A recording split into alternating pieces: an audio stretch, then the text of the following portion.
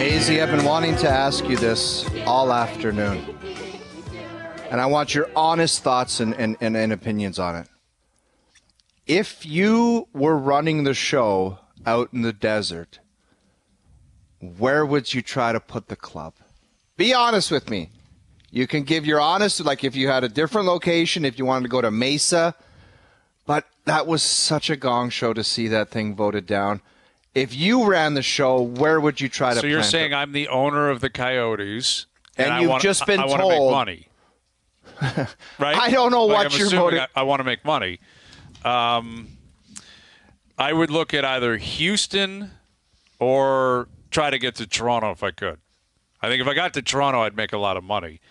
But I think Houston is as big of a market as Phoenix is in that area. As there is. Yeah, well, Houston is a top 5 market in the U.S. in terms of population. It's huge. Now, I don't know if it would work there. I would assume if I own the Coyotes and I'm from Arizona, I'm thinking staying kind of within, the Sun Belt, within the same. Yeah. Well, everybody thought geography. Atlanta was this massive U.S. market and hockey's going to work there. Garbage. Right. Garbage. And it is. Like Atlanta is a massive market. It Noodles, the rink had nothing to do with it. It was just. But the Atlanta Knights in the IHL used to be a very famous team and actually did very well for attendance. My buddy Jason Ruff played there for years. We would play against them. But then the Atlanta Thrashers showed up, and they were playing in a weird building that had a bunch of luxury boxes. You couldn't even tell there was fans there. It was such a bad setup. And I felt bad for it, but I don't know. Like, I think Houston could house a team. I played for the Houston Aeros, so I definitely know they're big enough to handle it. I don't know. Like, what about Quebec City? Like, I used to play against the Nordiques. Like, I don't know. I just don't know if there's enough business there. I don't know if there's enough money there. That's the issue.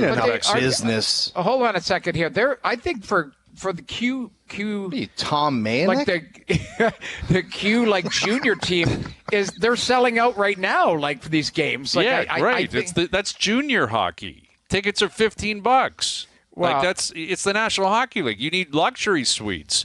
Yeah. You need 15,000 ticket holders that will pay hundreds of dollars for tickets. They have the beautiful rink. Pierre LeBrun will even ask him. He said the rink in Quebec is one of the nicest rinks he's ever seen. That is a big step. Why are you sour? Not only are you sour on the Coyotes, you're sour on Quebec coming back. Yeah. I'm telling you, if it were me running the business, that's not a place I would circle personally. I'd love to see it for them. I'd love to see it for Canada and the Canadian hockey markets. That'd be cool. As Bryan Hayes, I'd be all for it. I'm just saying I'm not convinced it's going to work because Quebec City is not. I'm not even sure. What is the population of Quebec City? Is it bigger than Winnipeg? I haven't dug into it, but I'm pretty sure. It's probably. Let's say it's around Winnipeg. Let's say it's around 1 million Winnipeg. People. The greater Quebec City area. And how many businesses we have Google are there? at our access. Yeah, we have Google at our access, and we're tossing around moronic numbers. Well, listen. I'm asking the question because in Winnipeg, guess what's happening? What? They're worried. They're concerned in Winnipeg that their tickets are not selling like they were, and they're basically putting forth this civic pride kind of ticket drive, where they're asking people, hey, don't forget, we had to leave the one time. Well, what they should be worried about is some of their best players are heading out of town, and then what kind of problem are you going to have?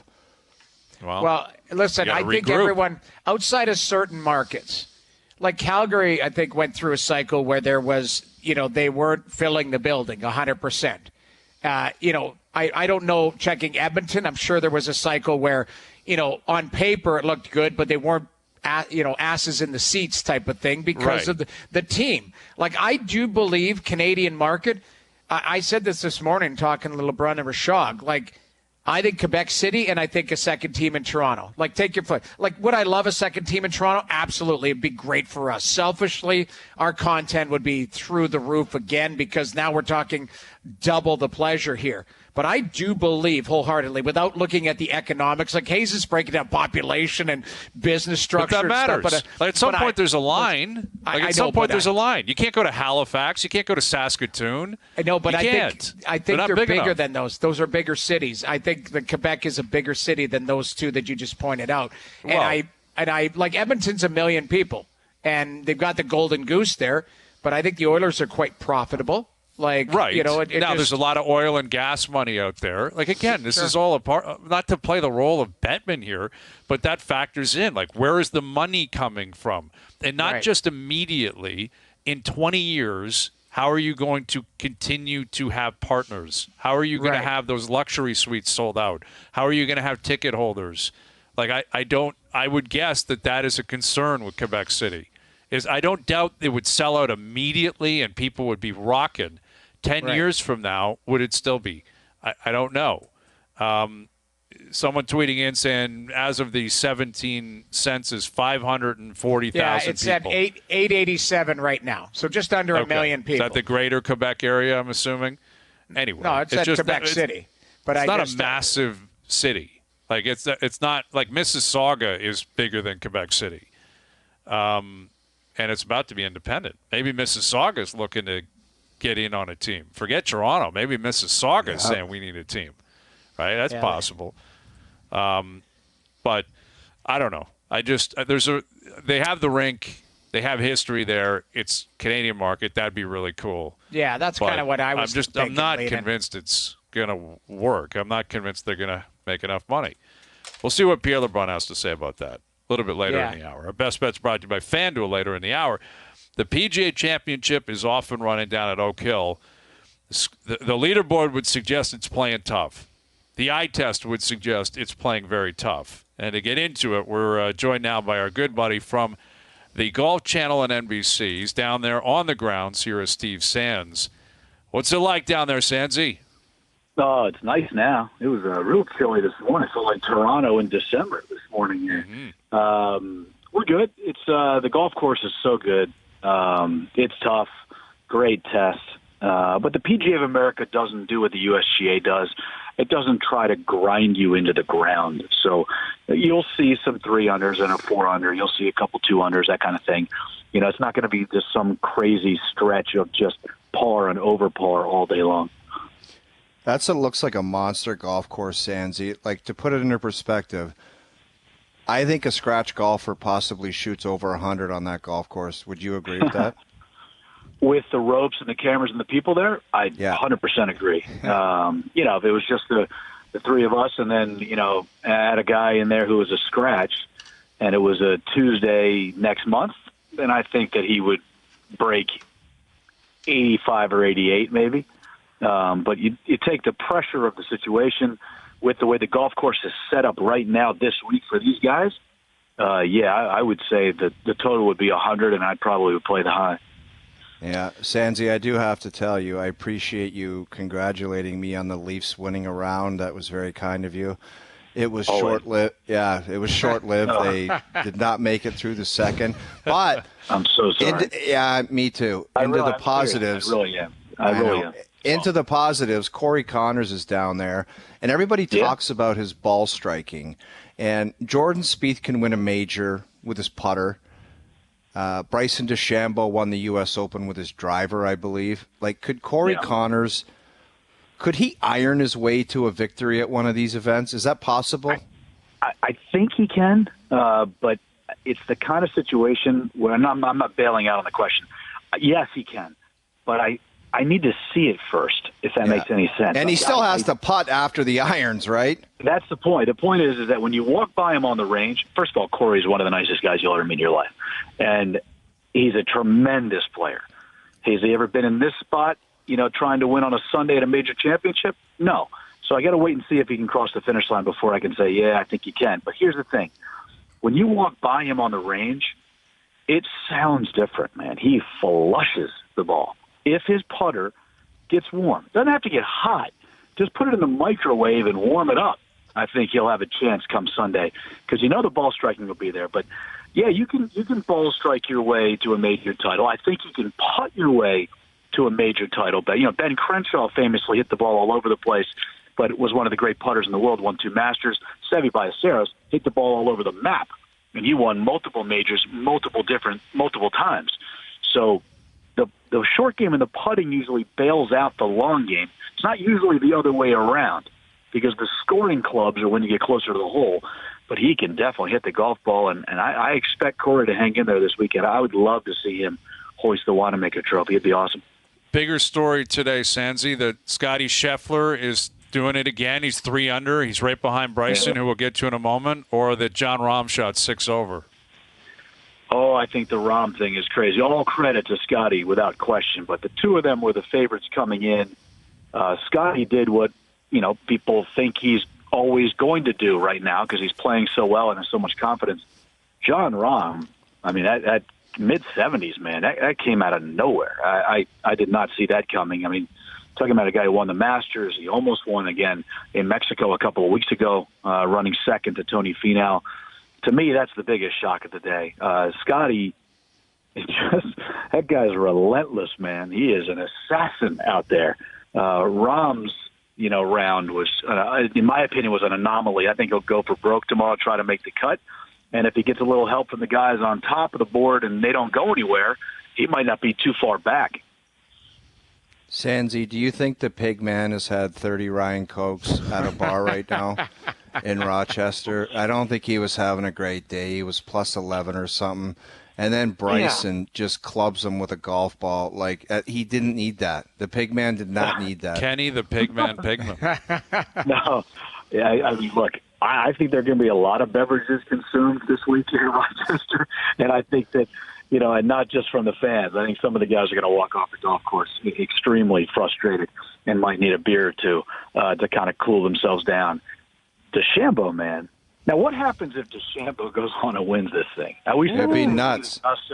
If we said the same thing in Augusta with Koepka, but don't you get the feeling, maybe I'm wrong, but don't you guys get the feeling DeChambeau's a little bit more of a lightning rod than Brooks?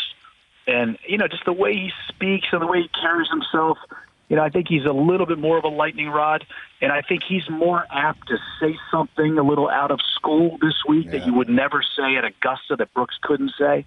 Who knows if he'll hang in there all 72 holes. He's used to playing just 54 recently, so we'll have to wait and see if he can finish. But he's off to a start. And he hasn't been playing those 54 holes very well either, Sands. He's been terrible lately. That's the lightning rod element to it, where he's been garbage, and now he's on top of the leaderboard at a major. Yeah, what's crazy is Jack Nicklaus has famously said, to me many times on the air and off the air, but I've heard him say it to anybody, you don't bring your game, you don't find your game at a major, you bring your game to a major. Only 4 times a year. You don't get a lot of chances to win the 4 biggest events in golf. So you've got to have your game when you get there. Well, it's only 1 round. There's 3 more to go. But DeChambeau certainly didn't bring his game to Rochester, but he certainly has found it after 18 holes. We'll see if he can sustain it. It's a long way to go. No question. With Steve Sands of the Golf Channel, all eyes on McIlroy whenever he shows up at any tournament, but especially considering what's happened to him recently, missing the cut at the Players, missing it badly at the Masters. Then he doesn't show up at Harbour Town. He gets clipped $3 million for that. Seemed like a very different demeanor, very different approach, very short this week. No interest in talking about live and golf and the macro stuff and where it's going. And then he goes out today, and I believe he shot a 1 over. Where are you at with Rory, and do you have any reason to believe this guy's going to turn it around, or does it feel like he'd prefer to be almost anywhere but Oak Hill right now? Great question. I always think he's going to turn it around because I just think he's that great. He's also that motivated. I think he needs a little bit of a reset, and he just happens to be in the middle of major championship season. U.S. Open's in 5 weeks, and then 4 weeks after that is the Open Championship, and then there's the FedEx Cup playoffs, and then there's the Ryder Cup in September. So you're talking about monster events at least once a month all the way through the late stages of September, where the Ryder Cup will be played in Italy. So, he's got a lot on his plate. I was a little bothered, and not by him, but because we know him so well. He's so transparent, as you guys know. He's so smart. Every time he answers a question, it's well thought out, and he always has a nice perspective on things to go along with being a fabulous golfer. When he was short the other day, God, it struck me as very odd. He's not like that. How so, Sandsy? What did he say? He was just, when they asked him about live, he just gave a one-word answer. They asked him another thing, is this the way you're going to be moving forward when it comes to these types of topics? He gave another one-word answer. When you ask Rory a question, You should never ask an athlete. I'm not trying to give an interview lesson here, but you should never ask an athlete or anybody else in your business, our business, whatever business it is, a closed-ended question because they might give you a one-word answer. You don't ask him a yes or no question. Ask him something more broad. And he would never in his life give a one-word answer. And he wasn't joking the other day when he gave those 2 one-word answers. He was being serious, and it struck me as something's bothering him, something's going on. He's not 100%. I don't mean physically. I mean maybe mentally, as far as into the game right now. I have no idea what it is. If I did, I would tell you if I was allowed. But I truly don't know. But man, it's not like him to be the way he was the other day. And I don't think that bodes well for him in having a clear head to go out there to compete against the best players in the world on the most difficult golf courses. And Oak Hill means so much to him. He's a member there, guys. His wife, Erica, is from Rochester. Her whole family lives in Rochester. He has spent a lot of time in Rochester since he met Erica and all the way through till now. And this one was a big one for him. And he's not out of it by no means. He's only 5 back right now. But he's going to need to step on it, and he's going to need to clear that headspace if he's going to be able to step on it in the first place. Anyone that's involved in journalism like us four, Sandsy, would know not to ask those close-ended questions. I mean, we all know that. But maybe Rory's just sick of the nonsense with the live and being the ambassador and the go-to guy and wearing 2 hats and trying to win tournaments and be the best Rory and carry the torch for the PGA Tour. Maybe he just wants to golf and be done with it. I agree with all of that, but he's the kind of kid who will normally look right at you. I wasn't there when you did this on Tuesday, but he's normally the kind of guy who will look right at you and go, you know what, fellas, I'm sick of this. I just want to play golf, try to win as many events as I can, and then go home and be with my family. Normally he would give you that type of an answer. In this case, he gave 2 one-word answers, and they were curt. I mean, it wasn't like a pleasant thing. He kind of left everybody hanging there, which is not normally what Rory does. But I totally agree with you. I would love to see McIlroy just play, just practice and play. The problem with McIlroy is that when you have greatness in any sport, doesn't matter whether it's hockey or any other team sport, golf or tennis, in the individual side, if you are so well balanced and seek normalcy, even though you're extraordinary what you do and you're a multi-gajillionaire, if you seek normalcy and you seek balance, then there's no way you're going to be all-time great, because you've got to be a little on the selfish side in that pursuit. And he's such a good guy. He's such a smart guy, so well-read. He can talk to you about anything. He could talk to you about Trudeau, Trump, sports, gambling, girls, anything you want to talk about. He can talk about it with you, and that's one of the great things about him. That's also probably one of the reasons that he has not won 10 or 12 majors by now. He hasn't won a major in 9 years, guys. That's a long time from age 25 to 33 when you had 4 on your resume before you turned 25. That's saying something about Rory. And he's fabulous. He's great. But I think he should just concentrate on golf, and I think that's the route he's taking. He just took it in a more in a tougher way the other day when he was dealing with the media. Sandsy, before we get you out of here, when the last putt is dropped, what will that put them as far as score-wise to win this golf tournament? That's a good question. The total before the week was 8.5. So I think it's the PGA. It's not a U.S. Open. They're not afraid to let these guys shoot 2, 3, 4 under par, like I said earlier. I think it's going to be between 9 and 12. I think it'll be a little bit tougher as the week goes on, the golf course. But there's going to be a little rain on Saturday. And enough rain to soften the golf course just enough to make it more scoreable over the weekend. And I think someone's going to get to at least 9 under par and get the win here this week. All right, Sandsy, it's always great catching up with you, buddy. Enjoy yourself down there, and we'll do it again real soon. Anytime, fellas. Look, I'm looking forward to getting up to the East. Hopefully I can carve out a night and grab some dinner or at least a couple of beers for the Yes. Canadian. Let's lock it in, buddy. Absolutely. We'll be here. I'll shoot you guys a text, and we'll get together. Looking forward to it. Please do. Yes, we'll chat then. We'll see you then. There he is. Thanks, buddy. Steve Stans of the Golf Channel. You don't throw a we'll chat then to Sandsy. We'll chat then. Why not? We'll chat then. We'll chat then. We'll see you then. We'll chat then. gotta act like you've been there before. You just say, "Okay, brother, looking forward to it." You don't say, "Thanks, we'll chat then." We'll chat then. Stay active. What did you stay active? Stay right? active. That's what you said to Kadri. We'll chat then. That was the dumbest of all. Thanks, Naz, for coming on, and stay active. Stay active was really stupid. That was during COVID, though. You wanted him to stay in shape. Exactly. I was trying to think of everyone and people being healthy. That was very Rick, important. do we have that clip? Look for that clip. We got to play it after. I don't think Rick McElroy is going to find that. Stay active. Anyway. Oh, yeah, you can punch Stay active and stay busy. I think he followed it with a stay active and stay busy. I might have. Yeah. But he was cool with that. Naz, I think he just said, all right, sounds good. Thanks, guys. I will. He may have actually said, I will. Or I'll try. Do you know what a pro athlete would do if some loser said, "Hey, pal, stay active. Thanks for coming on"?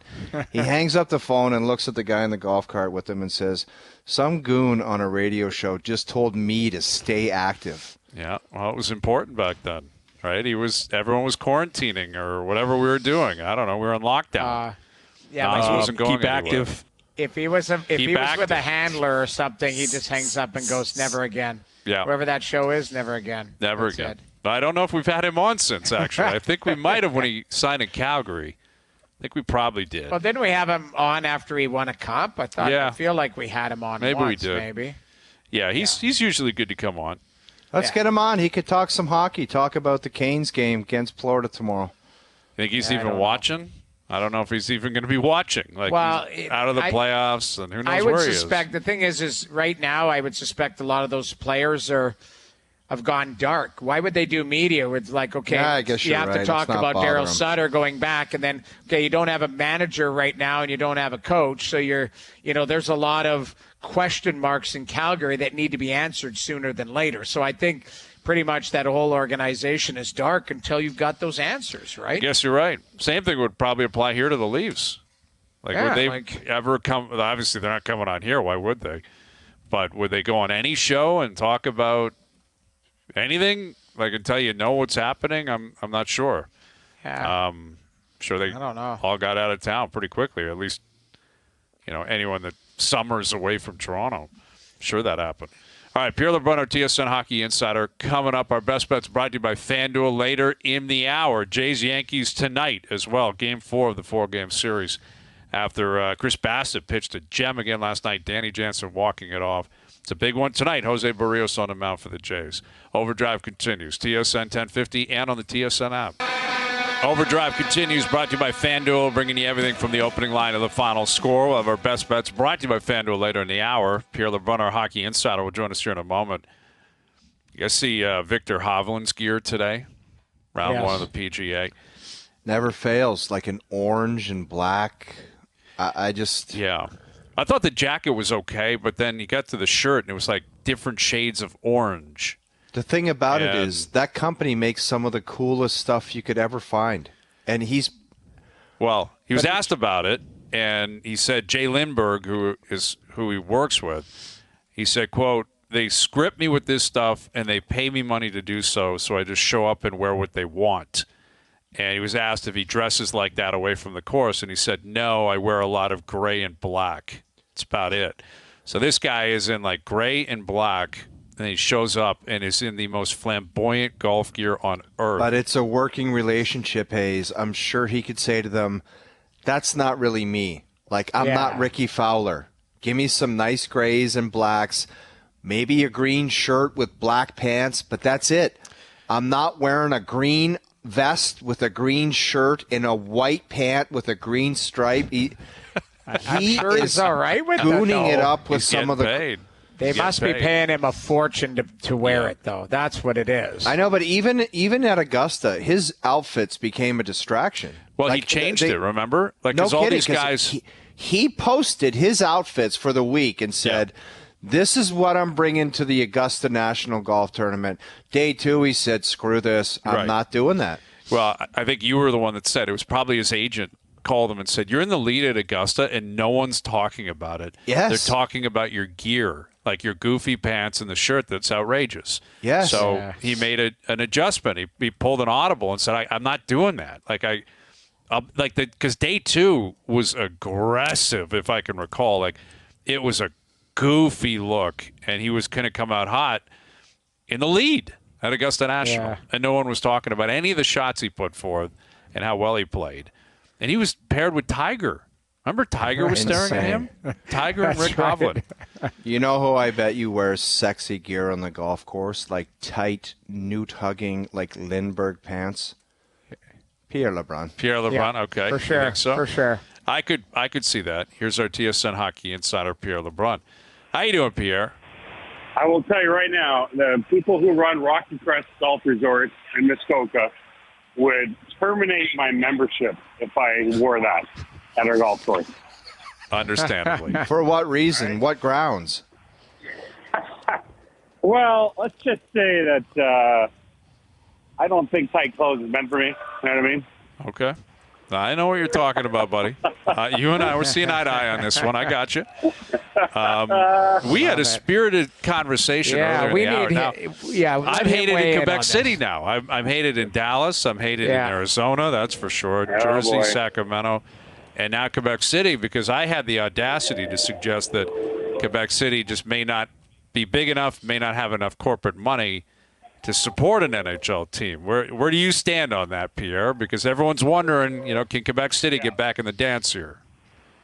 Yeah, I don't think they're a front runner, but certainly when I asked the league source yesterday about whether we should rule out any locations, and the answer I got was, well, first of all, the league is trying to save the team in Phoenix, of course. But if it is relocated, my sense of it is that there are no locations that have been written off at this very early juncture. Now, I still think you can do tiers. And, I reported this, as have others. I think Greg did. Salt Lake City seems to be emerging early on as a front runner. People have mentioned Houston, Atlanta, but I actually think the league would rather keep those two places for future expansion. By the way, I can't believe we're talking expansion. 32 is enough, people. Anyway, but that's the sense we're getting right now. Listen, emotionally, I want a team in Quebec City. I've actually been to that rink that they built. It's gorgeous, by the way. I don't know if you guys have been there. It's unreal.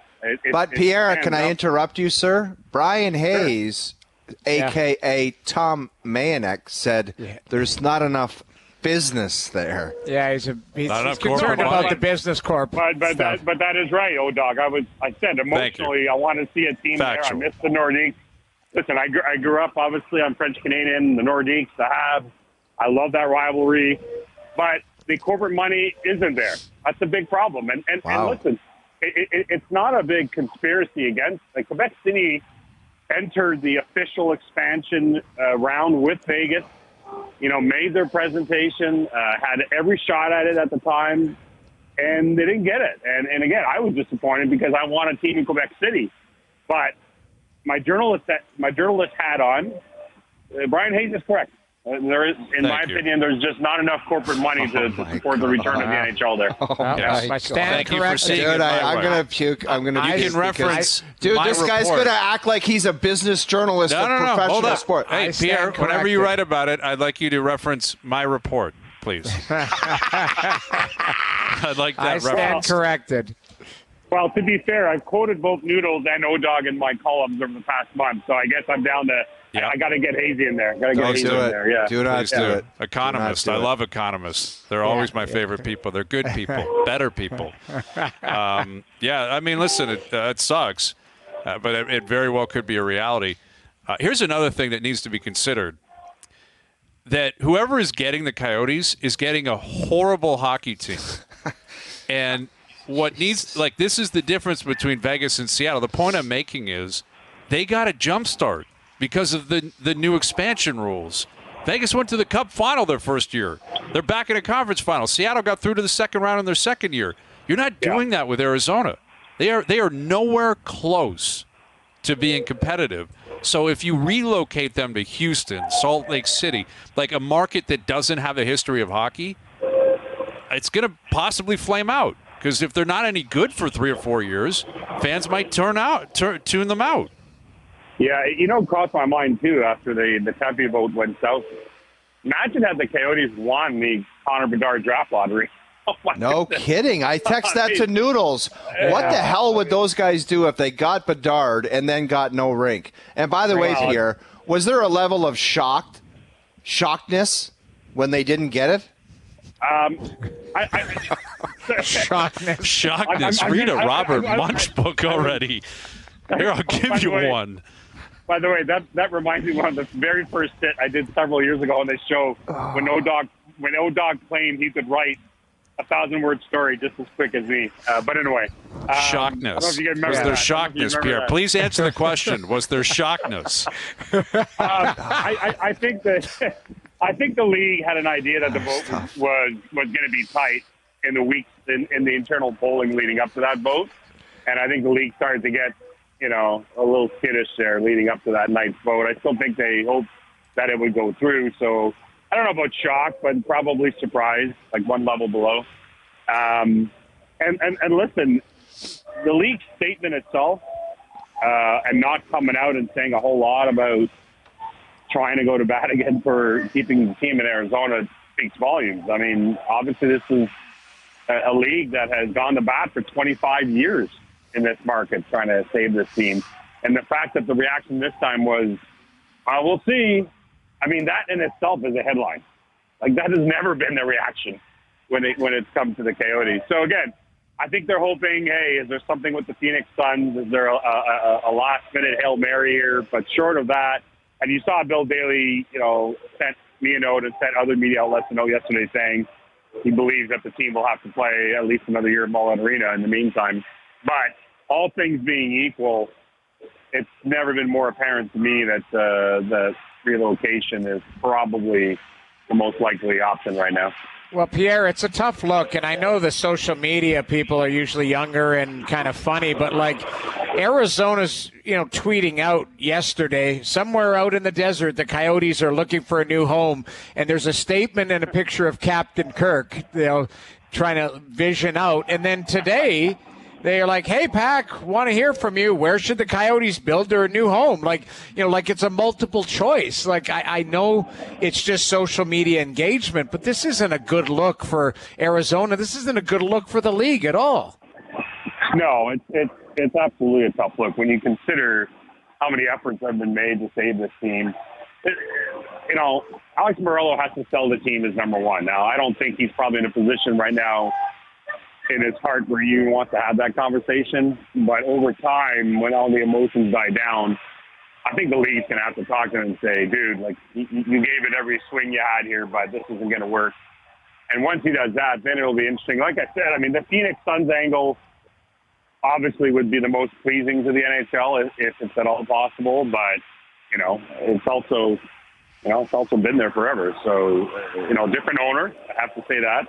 But short of that, I think it will be time to relocate. And here's the thing. I get asked by a lot of friends over the years why I haven't been more aggressive about saying it's time for the Coyotes to move. Listen, I was there in the 2012 conference final when they lost to LA. The place was packed in Glendale.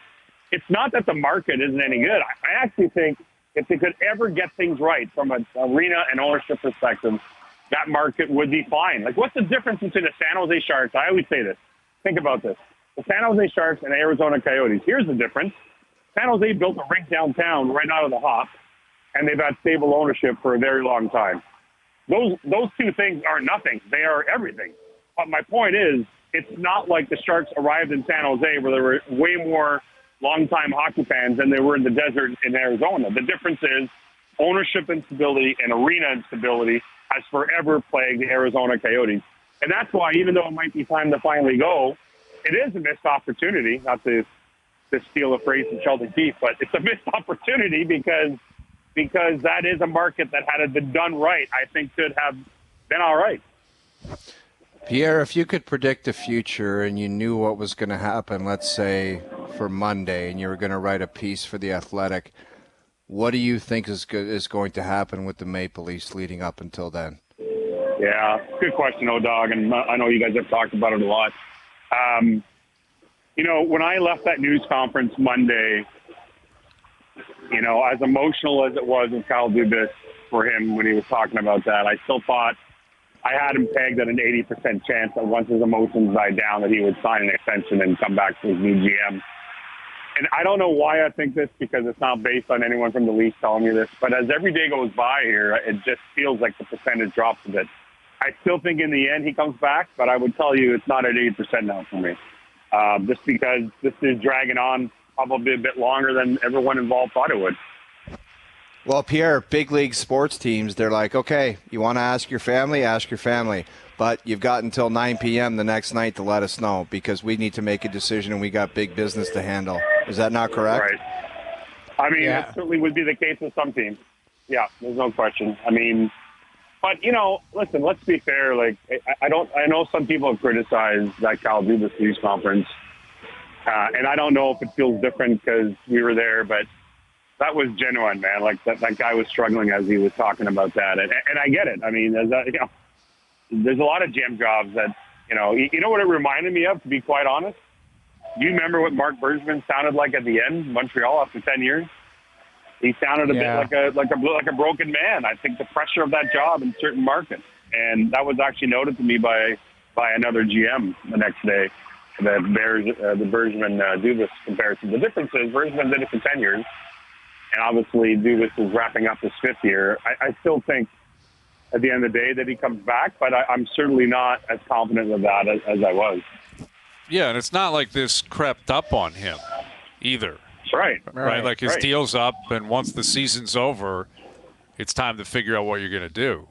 So from the Leaf perspective, you got to grant him some time, clearly, but I'm sure he has been thinking about, like, once they went down 3-0, it's like, all right, this is probably over. Like when you start activating your plan. Yeah. The 4 wins in a row wasn't happening. Everyone deep down knew that. And I will tell you that I don't know this for sure, but my sense is I don't think ownership knew that that's how Kyle Dubas was going to handle that news conference. Right. I don't know if I still want this, and B, I wouldn't be a GM anywhere else. Those two things may have surprised ownership just as much as us, is what I would say. Wow. Yeah, it was emotional. I mean, he said what he said, and I don't dispute that that's the truth. I guess what we don't know is, like, the pressure of the market. Is that internal pressure? Like, is that from Shanahan, ownership, the history of the team, the fact that they haven't won, the fact that the expectations for the team are so high? Is it like it can't be media obligations? He doesn't do any media. It's not. I think. I mean, and listen, you saw Bryan. You saw the emotion on hand, and every shot of the suite that he was sitting in Tampa, Florida, or at home in Toronto. A lot of emotion during the playoffs. The interaction he had when he was defending Morgan Riley's honor in Tampa with the fans right in front of the box there. Not really what you want to see from your GM in that situation, I would say. But that's the emotion. And I guess to answer your question, Kyle Dubas, if I had any advice for him, and I doubt very much that he wants my advice, but if he comes back in this job, I would tell him to be a lot less observant and conscious of what's happening out there, for example, in social media, which I believe he is. He knows what you guys are saying on OverDrive. He knows about Al's brother. I think he knows what the fans are saying. I think he's pretty savvy with all Al's that. Well, I'm just saying he understands all the characters on the two networks, and I just thought I'd plug that in. But my point is, I think he's very cagey and cognizant of that, the two networks and the media landscape and the market that he's in and what the fans want. I think he's on top of all of that, but that can be unhealthy in that job. And I think that there are other GMs that I know in this league that completely turn all that off and only get told what they need to from the PR staff as far as, stay on top of things. But it might be more healthy for him to sort of tap that off if he comes back in this job. Yeah. Well, we'll see. I mean, something's going to have to give at some point, I would think. I mean, maybe it goes through the weekend, maybe, but you'd have to believe by next week, because also, like, if they're gonna move on Sheldon Keefe, which no one knows if they're going to or not, but to be fair to him, let him get out and go look for another job. Like, that's a good point. Like, that's at some point you're being really, I think, kind of ruthless to him, having it hang over him this long. And I believe also when it comes to Spencer Carberry, by the way, I wrote this week in my rumblings, but the Washington Capitals want to interview Spencer Carberry, and I believe the Anaheim Ducks want to interview Spencer Carberry. So, and I don't think the Leafs will stand in his way, obviously, if there's a chance for him to become a head coach. But I guess my point is, if you're deciding you're not bringing back Sheldon Keefe, is Spencer Carberry an internal candidate or not? Before someone else hires him. So, I mean, all these things are sitting there, and not to mention GM candidates who, if you have to replace Kyle Dubas, are you going internal with Brandon Pridham or Lawrence Gilman, or are you looking outside at a Brad Treliving or some of the number of candidates that have talked to Pittsburgh already? Those guys start disappearing too, no different than coaches as the cycle starts here in the offseason. So, yes, time is of the essence. Absolutely. All right, Pierre. We'll let you get back to whatever you're up to over there. It's a great soundtrack in the background. We're sitting just outside, I don't know what gate is. C&E? We're at Rogers Center, about to go see Yankees Blue Jays. My son. Beautiful. So. Nice. All right, buddy. Well, enjoy it. Yeah. A lot of people wondering why I was screaming Al's brother outside the Rogers Center here. But, he's incredibly popular down there. Yeah, very. He's hugely popular. There's shockness. Lots of shockness around there. A lot of shockness that Al's brother is so popular. Thank you, buddy. Enjoy the game. All right. Love you guys. See ya. There's Pierre LeBrun, our TSN Hockey Insider. Don't you think if you move on from Sheldon Keefe, the last thing you need is another rookie coach? Like a Carberry. Oh, God, yes. You need a veteran hammer, not a hammer like that is old school yelling and screaming. Somebody who is firm and respected in a sense that has been there and done that before. That would be my opinion on it. Like, not a young progressive, hey, going to be buddy. But that's what Sheldon Keefe is. Sheldon Keefe is a younger progressive, music during practice, all of this type of stuff. Like, to me, they need, some jam and authority in there. That would be like everything else is. That's generally the way it works, right? It swings goes one way and then the other way. To the other, right? But listen, we don't know enough about the assistant coaches because they're not allowed to ever speak. So you just don't know anything about them. But if they're really good at their job, if you feel like he's the next really great young coach, I wouldn't look past it because he doesn't check a couple of the boxes you might think are necessary, but it does feel like the playbook would suggest it's probably going to go that way. We'll come back with our best bets, brought to you by FanDuel. Tee up Jays Yankees as well, and one last look at the PGA scoreboard. OverDrive continues. TSN 1050 and on TSN 2. All right, today's best bets are powered by FanDuel. Make your picks and assemble a same-game parlay. It's seconds on the FanDuel Sportsbook app. I'm going with the under tonight, Carolina, Florida. It's 5.5. Oh. Going with the under. I think that's a smart play. It reeks of a 2-1 game. It does. I think they ease into this, right? It just feels like a kind of scoreless first. They ease into the series. I think Carolina wins tonight, but 2-1, 3-1 Sounds good, but game. then when it's 7-1 tomorrow, we look like idiots. It's difficult to bet the under because you're always grinding, right? You can get late goals, but both teams have been kind of off for a little bit. Might be a little bit of rust in their game. Like I don't see I think this could be a higher scoring. Really? This might be a 4-3, a 5-3. Okay. That type of thing. You're going against the grain. What is the spread? Yeah, I'm going against 5.5. The total's 5.5. So you're looking at 3-2, 3-1.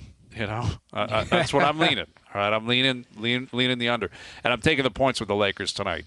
I think they get back in the series. I do think it's 50-50 they could win tonight, but I'm getting 5.5 on the spread. I think that's the play. I think it's a close game at worst, if not the Lakers win. So I'll take the 5.5. So there you go. Best bets. Yes. Powered by FanDuel. Bet your favorite NBA superstars from first basket score to top point scorer on FanDuel this postseason. Please play responsibly. Must be 19+ and physically located in Ontario. On the way out, I want to read a quick passage from Bob Munch. Bob Munch, one of the great books of all time. Love You Forever. Legitimately one of the great, great books of all time. A mother held her new baby and very slowly rocked him back and forth, back and forth, back and forth. And while she held him, she sang, I'll love you forever, I'll like you for always, as long as I'm living, my baby you'll be. Bob Munch, the king of Guelph. We're out of here. Guelph. This guy hates literature. Like, what's his problem? He's such an idiot. He's such a moron. Shockness and Bob Munch. All right. Thank you to everyone behind the scenes. Tomorrow we'll read. What are we going to read tomorrow? Maybe Pigs tomorrow? Exactly. Let's start the Swamp show Water. with a Bob Munch. I'm going to read for the first 20 minutes. Bob Munch books. Enjoy your evenings. Enjoy the games tonight. We're back tomorrow at 4 p.m. We'll chat then.